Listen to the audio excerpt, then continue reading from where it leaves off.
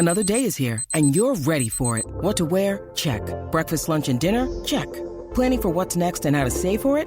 That's where Bank of America can help. For your financial to-dos, Bank of America has experts ready to help get you closer to your goals. Get started at one of our local financial centers or 24/7 in our mobile banking app. Find a location near you at bankofamerica.com/talktous. What would you like the power to do? Mobile banking requires downloading the app and is only available for select devices. Message and data rates may apply. Bank of America N.A., member FDIC. We took it all. We brought them to our land. An endless night, ember hot and icy cold. The rage of the earth. We made this curse. Carved it in the blood on our backs. We did not see. We could not, but she did. And in the end... What will I become? Senua's Saga. Hellblade 2. Play it now with Game Pass. When you need mealtime inspiration, it's worth shopping Kroger, where you'll find over 30,000 mouth-watering choices that excite your inner foodie. And no matter what tasty choice you make, you'll enjoy our everyday low prices, plus extra ways to save, like digital coupons worth over $600 each week. You can also save up to $1 off per gallon at the pump with fuel points. More savings and more inspiring flavors make shopping Kroger worth it every time. Kroger, fresh for everyone. Fuel restrictions apply. Thanks for choosing this free Anfield Index podcast. If you'd prefer to listen to this or any of our other shows without adverts, then now's the time to check out Anfield Index Pro. With AEye Pro, you can supercharge your entire listening experience. You'll not only get all of our podcasts without the ads, but you'll have them far faster with our Quick Publish feature available exclusively for subscribers. AEye Pro also puts you in the heart of our sound studio, with an option to listen to many of our shows live and interact with the podcasters in real time as the shows are recording. Upgrading couldn't be easier. AEye Pro is available on all popular podcast platforms, and we have our own apps for Apple and Android. Just head on over to AnfieldIndexPro.com and get started today. Hello and welcome to AEye Scouted on Anfield Index Pro. I'm Dave Hendrick, joined as always by Mr. Karl Matchett. How are you, sir? I'm good, apart from the fact you had to wait like 20 minutes for Guy to press record. What about you? Oh, I know, like, we just can't get the help these days. Karl Matchett, we live in a world where Real Madrid are just levels and levels above everybody else. But we live in a world where the Premier League still sees itself as the best league in the world, and each and every club will be trying to improve itself this summer. Now, whether that's with the appointment of a new manager, as we've seen at multiple clubs so far, and we will see at least two more clubs before the summer is out, with both Brighton and Leicester having vacancies. We thought, well, mostly you thought, we could go through each of the Premier League clubs today and just kind of have a look at what their biggest need might be. And if a name springs to mind, potentially suggest a signing that they could make. Yes, we usually do this to great success in that they completely ignore us. How dare they? And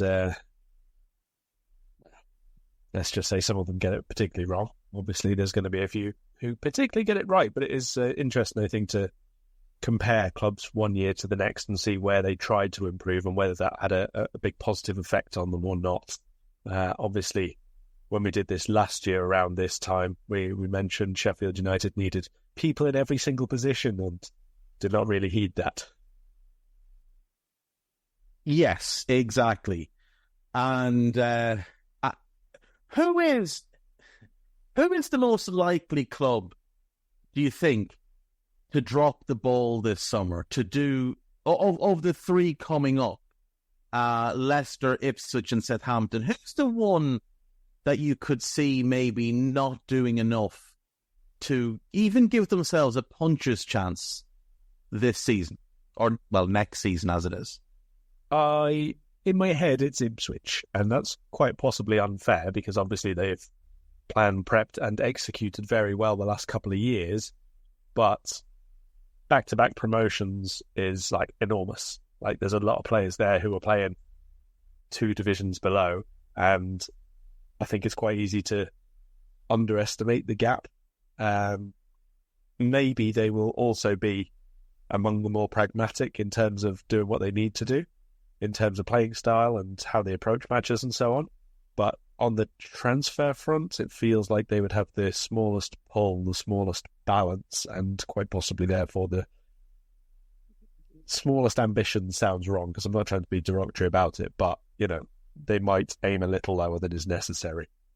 Yeah, they might do what Luton did last summer and basically try and build a really good championship team. So if they drop down, they're ready to have another go at getting promoted back up. I was thinking about Ipswich the other day because it's so rare that you see a team do back-to-back promotions, and especially the League One to Premier League jump. I mean, we've seen a couple do League Two to Championship, and that's a big struggle as well. But League One to Premier League is just such an enormous gulf. And I was trying to think, what other teams have done that recently? Now, it wasn't back-to-back, but Sheffield United went from League One to the Premier League in 3 years rather than 2 like Ipswich. They were in League One, won it, went into the Championship, finished 10th, then finished second in the Championship and got promoted. And obviously in that first season in the Premier League under Chris Wilder, they finished 9th. And that was with, like you mentioned, with Ipswich, a lot of players that had been there since League One. So it was a big step up for a lot of those players. And particularly in the first half of the year, it felt like they caught a lot of teams by surprise. Teams that didn't have much information and much data on the players and the system at Sheffield United. And I wonder if maybe the same will be true of Ipswich this year. It's possible. I mean, it's like I say, it's quite hard to know what they're going to do because they did put together quite a new hierarchy in terms of the people who are deciding their transfers and so on a couple of years back. And they do have people who have been at bigger and more forward-thinking clubs than you would imagine would be the case in third-tier clubs. But I just, like you say, it's such a big jump. It's so unusual and unheard of almost that a team would go up twice in a row. Was it Southampton a couple of years ago? Maybe when Nigel Atkins, I want to say, and then he got sacked after a few months and they brought in Poch. Yeah, it's the only one I really think of off the top of my head where, And that's a decade ago, isn't it? Yeah, ages ago. So it's going to be really, really difficult for them. I think they at least have a really good base. But like you say, if it's a case of have a massive go this year, and Luton were not a billion miles off. Obviously, there were extenuating circumstances with the points deductions from other clubs, but they were not miles off all season long. It meant that they could have a really, I don't know if it was enjoyable or not, but it certainly meant that they had something to fight for most of the season, and that's quite a big thing from a football's and a fan's perspective and so on. So they should be able to be competitive enough in their own way, I suppose, but like I say, that may not be anywhere near enough in the end, depending on how big they go and how much they think they can still improve some of the players they've got. Yeah, I mean, that they've committed to the manager, to Kieran McKenna, and by all accounts, the new contract makes him one of the highest paid managers in the league. But everybody knows that he's not going to be there for long. It might be one more season. If he keeps them up, maybe he does another season.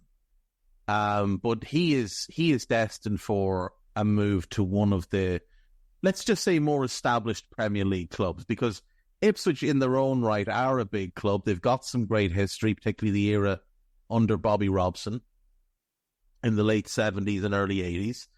And it's great to have them back in the Premier League. It's a shame that Norwich aren't in the Premier League as well, because at least then we get the Old Farm Derby, which is a tremendous day out for all involved. I don't need a VPN. I've got nothing to hide. Ha. This is what I used to tell myself before I hooked up with LibertyShield.com. Not only is my home internet now fully encrypted, but I can now access all the websites I want, whenever I want, and do so from absolutely anywhere. As a Liverpool fan, I love to know I can now watch every match, regardless of whether it's on UK TV or not. My Liberty Shield VPN makes sure nothing is blocked and guarantees me super fast streaming speed throughout that match. You can get connected right now with their software package, which includes a 48-hour no-obligation free trial and instant access to their apps for Apple, Android, Fire TV, PC, Mac, and Android TV. Or go a step further like I have and get one of their pre-configured VPN routers. These small but powerful devices allow you to easily connect every device in your home to VPN, making it the perfect solution for smart TVs, Mac boxes, and games consoles. Visit libertyshield.com today and use coupon code AIVPN25 to get 25% off at checkout. But look, Norwich have had their crack at it. They failed the last 2 times to stay up. Ipswich now get to go and give it a go, and we'll see how they do. But let's go alphabetically through this then. And we'll start with Arsenal. So obviously a second place finish last year, Carl. They've spent an awful lot of money over the previous 3 summers. Mikel Arteta has been backed to an enormous degree and thus far has failed to win any trophies since he started spending money. He has completely changed the starting 11. He's changed the squad. He's changed the mindset. He's changed the approach. But he needs to start delivering trophies. And there's definitely some areas of need in terms of, improvement. What would you say is the biggest issue for Arsenal right now? What's the one area that if you were making the decisions, you would say, right, we've got to go and get a player for that area? I mean, it's obviously difficult to say that they need a big improvement in a specific area, given that they came second and got 89 points and so on. But they win. Did they win? No, they did not. Okay, so they do need big improvement then. They do need improvements. That's the problem with the Premier League. They do need improvements. I don't think that they have a horrible area of weakness in that you can sometimes point to title challengers and say, yeah, but they're rubbish at this. But I do think that there are 2 or 3 positions they could comfortably improve in. For the way that they play and for who they have, who played particularly well last year, I would be making a defensive midfielder my absolute priority. And I would be putting whatever money they have aside for that. And then if there's anything left afterwards, depending on who they can get and what kind of mad deal they decide to do for it, because although they've signed players, I wouldn't say they've been particularly clever about some of their deals. It's kind of a pay what's on offer or pay what's being asked to approach so far. Yeah. If they put someone much more reliable and much more mobile behind Rice and Odegaard, I think that's an extraordinary midfield, to be honest. I don't like either of the ones that they have at the minute for that position. So I would be making that first choice. I guess left back is also an easy one to look at and say, you haven't really locked it down by anyone yet, although there's 3 options there to be much improved for different reasons next season. Well, there's technically 4 options because Kieran Tierney is still there. And of the 4 is the best left back of the group, without question. But he's also the one that Arteta doesn't seem to like, I assume, because he was signed by the previous regime. Zinchenko is an odd footballer. He's good on the ball. There's games where you watch him defend and you think, he's done well here. And then there's games where you watch him defend and you think he'd rather be anywhere else in the world than trying to defend against whoever this is. So he's one option. They spent 35 million on him. Hasn't worked out. Jurrien Timber is allegedly an option. He'd never played left back really before joining Arsenal. He's a right back or centre back. And I'm apparently been told that the reason they didn't win the league was because he wasn't available all season. And Tomiyasu then is the other option, who's also a right back or centre back. That's an awful lot of money spent on those 3 if none of them are starters. Now, I understand you need depth, but I don't understand why you need Ben White, Tomiyasu and Jurrien Timber in the one squad if you're also going to buy another left back. So, I agree with you. I think they do need a left back. I just think that highlights the fact that they've gone out and spent an awful lot of money. And when we really break it down, quite a lot of that money has been poorly spent. If you look at that defensive line, Ben White was signed to play centre-back. He was shunted to right-back. Saliba was there. Gabriel was a really good buy. He was 26 million, I think. And they haven't solved left back, but yet they spent a fortune on defenders. They signed Ramsdale for big money, gave him a big new contract, and then months later, not years, months later, before the next season had even begun, decided they needed a new goalkeeper. Now they've got David Raya coming in. So Gabriel Raya, that's probably 50 million. And White has done really well since moving to right back. He's not as good as they make him out to be, but he has done really well. That's 100 million well spent there. They signed Rice. He's obviously done very well. Wasn't worth near the 100 million they paid for him, but nevertheless, it's 100 million. I think Odegaard was around 45. There's 250 million. Havertz was 65. Personally, I much prefer him as the false nine than anywhere else, but they did buy him to play in midfield. But add him, that gives you 315, and they inherited Saka and Martinelli. That's 315 million that's been well spent, let's just say, even though it was an overpay on Rice and an overpay on Havertz. It's 315 million of 620 million spent. So at some point, someone has to turn around and ask, what about the rest of the money you spent? How has half of what you spent been spent either poorly or to the point where we still need, like you mentioned, a defensive midfielder as a priority and a left back, which is going to cost us another 100 million or so, and still doesn't guarantee that we win the league. Now, nothing guarantees that you win it, but when you're 700 million in this short a period of time, you'd like to think that you'd win a league title or a Champions League, or at the very least, you'd go and win a couple of cups with that kind of money spent. I think defensive midfield it should be the priority. Again, it's a matter of what he wants, because like he brought in Jorginho. Does he want another Jorginho type? In which case, someone like Martin Zubimendi makes a whole ton of sense. Does he want a more defensive ball winner type? In which case, maybe you look at an Ugarte or somebody like that to come in and sit at the base of that midfield. We took it all. We brought them to our land. An endless night, ember hot and icy cold. The rage of the earth. We made this curse. Carved it in the blood on our backs. We did not see. We could not, but she did. And in the end, What will I become? Senua's Saga. Hellblade 2. Play it now with Game Pass. It's hard to know what type, because like he has both Partey and Jorginho, who are both quite different players. Yeah. So what does he actually... And then he bought Rice to play in that position as well. So even though Rice has worked out, he hasn't really worked in the position he was bought for. Same goes for Havertz, who was bought to play the Xhaka role and wasn't good there and got shoehorned into the front line, where he does actually fit a bit better. But do you know what I mean? Like, you look at what they've done in terms of spending, and it's not... Even though the outcome has favoured them in that they finished second 2 years in a row, like, they haven't spent their money well on the whole.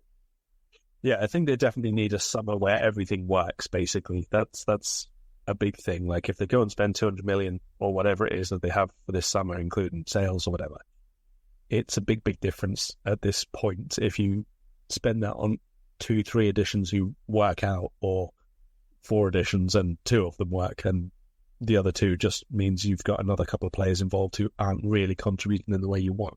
Now, they don't always have to do it straight away. And really, I don't mind too much if we take the Havertz principle, let's say, where they buy him for one idea and in the end he turns out to be much better for them somewhere else. I don't mind if that happens, because it's just part of player development. So I don't think that's an issue exactly, but it does eventually reduce the amount of options that you've got for someone to fit into the team, obviously. So I think it's really, really important for them, for more progression from this team, that the defensive midfielder is the perfect one. I think the one who would suit them best is whoever you think the modern day equivalent of Mascherano is. Someone who's going to win the ball and can cover the entire pitch, the entire width of the pitch. Just win it and give it to the lads that can play. Yeah, but especially in the channel, someone who's really capable of going side to side across that whole pitch and stopping any runners from deep, any counterattacks. Someone with a, not rapid necessarily, but a good turn of pace to get across. Hello, I'm here to annoy you. I'm here to annoy you into listening to more of me and more of others on EPL Index. We don't just have the Anfield Index stuff. We've got EPL Index as well, which covers the entirety of the Premier League. And we have 3 podcasts and a whole bunch of really good writing on EPLindex.com. The podcasts are my own Two-Footed podcast, which is every day at 4 p.m, Monday through Friday, covering the whole league. We have A Tad Predictable, hosted by Tadiwa. You know Tadiwa, he does Anfield Index. He presents A Tad Predictable before every Premier League match week. And then Kevin De Vries and his crew on the EPL Roundtable, they're every week after the Premier League match week. So make sure you listen to everything we're doing on EPL Index and follow us there on Twitter at EPL Index. Thank you. Bye-bye. Yeah, I mean, that would lean towards being Ugarte, and if he's the one, then I think he would be a really good addition for them. It feels like, though, like where they are now, like, firstly, I don't believe they're going to have 200 million to spend, because last summer, the only way they could get Raya across the line was to do a loan with an obligation. They are up against them all. Working only if they sell. If they sell. As well, yeah. But yeah, so they've probably got to do that business first, get players out the door. And, I mean, they have some players that they can sell. Obviously, they could sell Zinchenko, they could sell Jesus. Eddie Nketiah is an obvious one to go. Emile Smith-Rowe has been mentioned. But the problem is, it's not an enormous squad at Arsenal. So when you start to take out those players, if they do have an injury crisis, which, by the way, they haven't had in the last 2 years, and that's both a credit to Arteta, but also a credit to just luck breaking in their favour. Arteta and the medical team, I should say, but luck has broken in their favour. Like, to go a third year with no significant injuries, like, that's a big ask. It's a big ask. So if they do start to sell off those squad players to fund new starters, and let's say there's an injury, let's just say, for example, Declan Rice gets hurt and misses a chunk of the season, or Saliba gets hurt and misses a chunk of the season, is there going to be enough behind them to step in? Let's say Havertz is the 9, but they sell Nketiah and Jesus. What if Havertz gets hurt? Now, I know they've been linked with a striker, and that's, potentially something that happens. Sesko's been mentioned. Joshua Zirkzee been mentioned. We all know they like Osimhen, they like Isak. It's quite clear they can't afford either of them. But, if you're spending on a Benjamin Sesko, for example, he's going to come in with the expectation that he's coming to start. So what does that mean for Havertz? That pushes him now to the bench, or does it push him back into midfield and push Rice back to defensive midfield? Because that team's not winning the league. That iteration doesn't win. So I think you're right. I think defensive midfield needs to be the priority. I think you go and get a left back if that's what you feel needs to be done. Personally, I don't think they need to look for an attacker. I know that they were a little bit shy on goals at points last season, but shouldn't they back Martinelli to have a bounce back season next year? Like, that Saka, Havertz, Martinelli trio has real potential. And if you've got Jesus, who's very malleable and can play across that line, you've got Trossard, who can do the same, and let's just say Reece Nelson sticks about, there's a backup trio. That's like, there's 5 really good attackers there and Reece Nelson as your 6th. That's what more than most clubs have. So despite the obsession they seem to have with buying a 9, I don't know that necessarily is going to work for them, because it could just cause a little bit of unrest. It could push Havertz out of the team. How does he then react? And it also then makes the Havertz signing look like yet another poor bit of business, when you've already got the Jesus situation in that position. and the contracts that you gave to Nketiah and Nelson, which are quite prohibitive in terms of selling him, he's going to have to take cut in money, which means that that money's coming out of your end. Anyway, let's move. Aston Villa next. There's a couple of areas here I think they need to address. Left back strikes me as one. I'm not a fan of Digne or Moreno. I think they could do with another body at centre back, because I quite like when Konza plays right back, so I'd be looking for somebody who's an upgrade on Diego Carlos.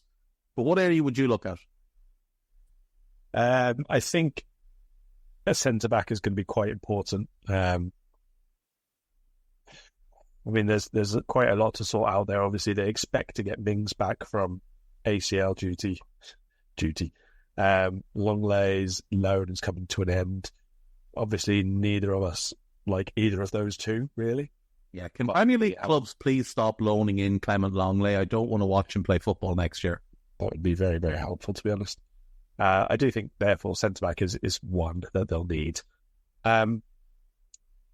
If they don't, if the idea for them is to get top four again next season, top four, top five, whatever the Premier League ends up getting, if they want to get back in the Champions League, I think it's going to be really, really, really important for them to find another defensive midfielder. Because Kamara is great and Luiz has been really good. But if you either lose one or sell one, or they go down injured like they have done this year, you're not going to get away with that again next season when you're playing European football midweek and other teams are improving. So that's probably priority for me for them. Yeah, I think that's fair. I think they did really well to overcome the loss of Boubacar Kamara. But I mean, if we look at their results from that point on, they're just very, very fortunate that Spurs collapsed the way they did, or Spurs would have gotten that fourth spot, because Villa have been shaky since Kamara got hurt.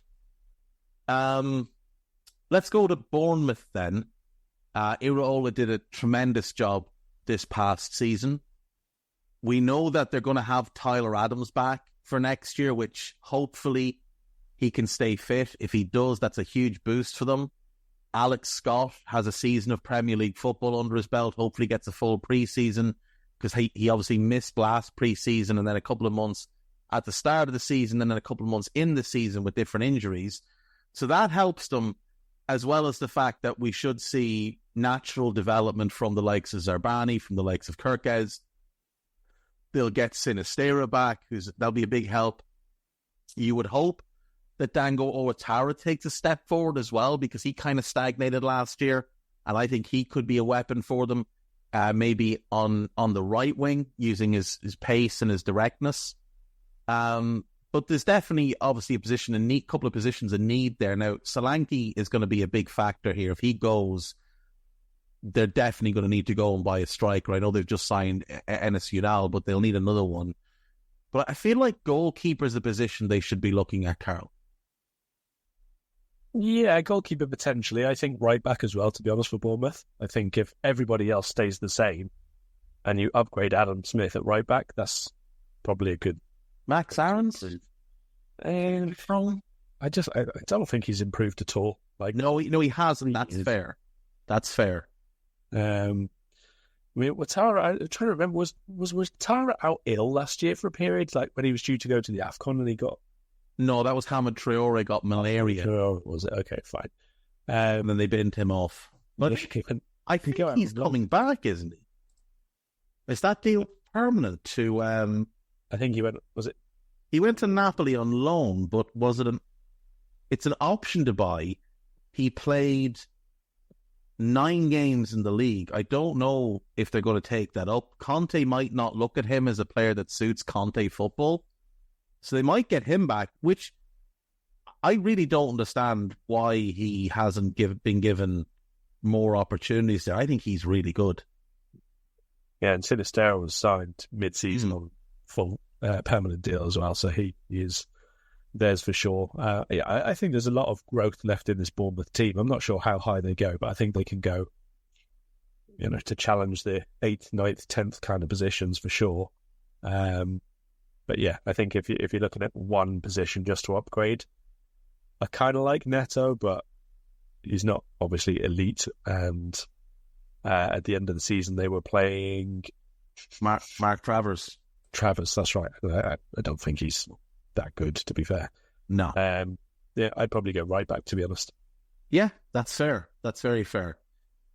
Moving on, Brentford, who had a very disappointing season, but survival was all that mattered. They had an absolute raft of injuries all over the place, but particularly in defence.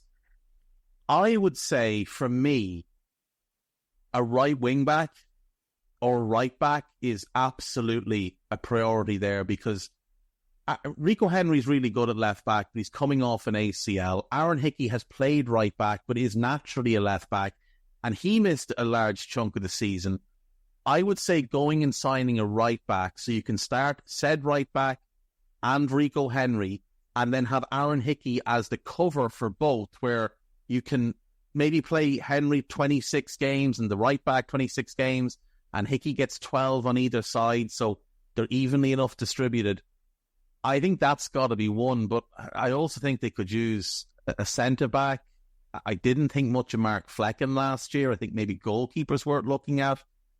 Probably use another body just to shake up the midfield group, because they've all been there quite a while now.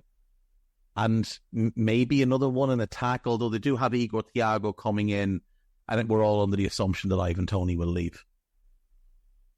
Yeah, I mean, I'd just like to highlight, like you just mentioned, they had injuries all over the place in comparison to Arsenal, who, as we've noted, don't get any injuries apparently. Don't get any injuries to key players, don't get any lengthy spells out. So Arsenal had 6 players play more than 2,900 league minutes last season. Now, 2,900 minutes is equal to over 32 league matches in total. So over half of Arsenal's team played over 32 full matches, and they had a 7th one who was just like 10 minutes short, which was Raya, and that's only because they chose to rotate him a couple of times. And because he couldn't play against Brentford in both games because he was owned by them, he would have gone over otherwise. Yeah, he would have gone comfortably over otherwise. Brentford had 2. So that was it. And one of them was the goalkeeper, Mark Flecken. So one outfield player played the equivalent of, I mean, I've used 2,900 because it's over 32, but actually only one outfield player played over 2,650 minutes. So they were nowhere near that level of consistency at all. That said, I do think that they underperformed last year. I think they were quite poor, especially that second half of the season. Yeah. Quite a few of their games, they were neat without anything else whatsoever. There wasn't really much bite to them. There wasn't really too much invention in their play. I think they were quite reliant on a couple of people just doing something in attack. If I'm being completely honest, I wouldn't be surprised if this year the thing they need most is a new manager, just for a bit of freshness, a bit of new ideas and so on and so forth. Thomas Frank's obviously really highly regarded. I'm not saying he's rubbish or anything like that, but either quite a bit of this squad has to change, or the ideas being put to them might need to. So maybe selling Ivan Toney solves that, because you can buy like maybe 3-4 players given the recruitment that they've had previously. But the other side of that is we seem to have discussed 3 years in a row now. Some of their big signings and some of their even medium signings have not really done it. Do you know, I was looking at this the other day, because Brentford they're a really, really likeable club. And I think the way they've gone about their business, in terms of how they went about rebuilding that club, working the way through the divisions, getting themselves promoted, it's all to be appreciated. But when we look at since they've come up, these are players signed for over £5 million. Summer 2021, Frank Onyeka hasn't really worked out all that well. Decent squad player, not a whole lot more. Christopher Ajer I do like, but he's been injured quite a bit. And Johan Risa has worked out very well. He's been good for them. Summer of 2022, they bring in Aaron Hickey. He's been good. He's been injured a fair bit. Ian Lewis Potter, he hasn't really worked out. Mikkel Damsgaard hasn't worked out. Then we go to 2023, and you look at Mark Flecken. I don't think he's been great. Kevin Schade, he's been okay when he's played, but he's been injured a lot. Nathan Collins, I thought, was very hit and miss, and more missed than hit last season. And that's it. That's the signings they've made over $5 million. So outside of Johan Vissa, who was signed in the first summer they came up, there's nobody to point at and say that was a really good bit of business. Quite a bit needed this summer. That's it. There is quite a bit needed. And like when you start looking at the players that played the most for them last season, right? Flecken was brought in last summer. Ethan Pinnock is there since the lower league, as is Christian Norgard, as is Matthias Jensen. Vissa, I mentioned. Brian Mbomo was there with them in the lower leagues. Vitaly Janelt was there with them in the lower leagues. Mads Rorslev was there with them in the lower leagues. Like, they're still so heavily reliant on the players that got them promoted. Hey guys, it's Eddie Gibbs from Anfield Index here. I hope you're enjoying this podcast, and I'm sorry to call time on the show before it ends. In the current climate, it's tougher than ever before to offer podcasts for free. At Anfield Index, we produce over 75 free shows every month, which I'm confident is unparalleled in the LFC sphere. Whilst we'd love to offer everything for free, the production costs now make this impossible. That said, we don't want to follow the model of other channels and lock all of our content behind a paywall.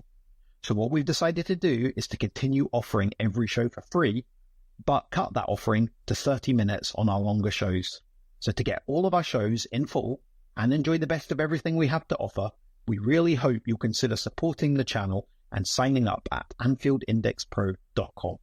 For about the price of one cup of coffee, you'll get every podcast in full with 0 ads. You'll also get access to our LFC VIP community, where you can enjoy live podcasts, engage with our podcasters, and chat with other Reds in real time. So that website again, AnfieldIndexPro.com. Join today. Sports Social Podcast Network.